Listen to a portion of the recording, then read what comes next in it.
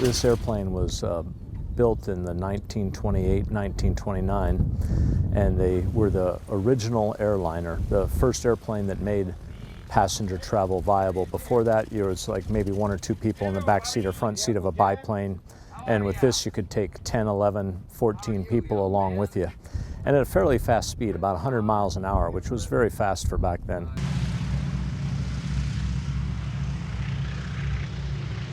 1928 or 1929 was a long time ago, but when you think about it, it was only 25 years after the Wright brothers first flew.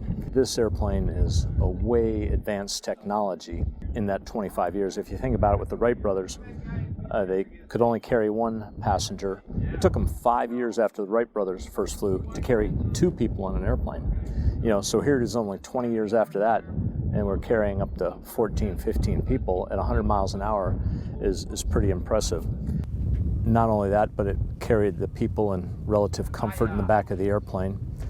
It's also one of the first all-metal airplanes, and originally airplanes were built out of fabric and wood to keep them light as well as aerodynamic.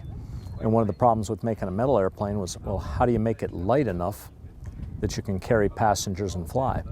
And that's exactly what they did with the aluminum on this, is they corrugated it so you could make the aluminum that much lighter to make the structure light enough that you could actually carry enough people and fuel to make it worthwhile.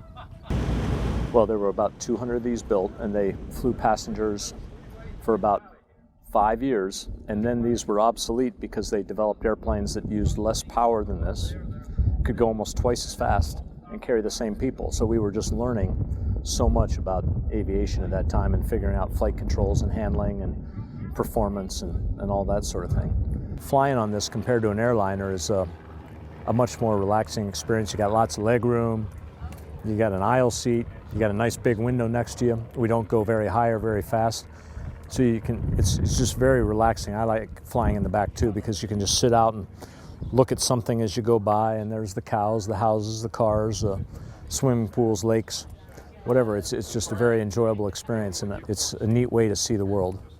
I'm a volunteer. All the folks in the Orange Vests are volunteers. We're not paid for this. We just do this because it's a good thing to do, and we do charge money for it, but it basically supports the program to be exposed to this and see a neat piece of history that you just couldn't see any other way if we didn't do this.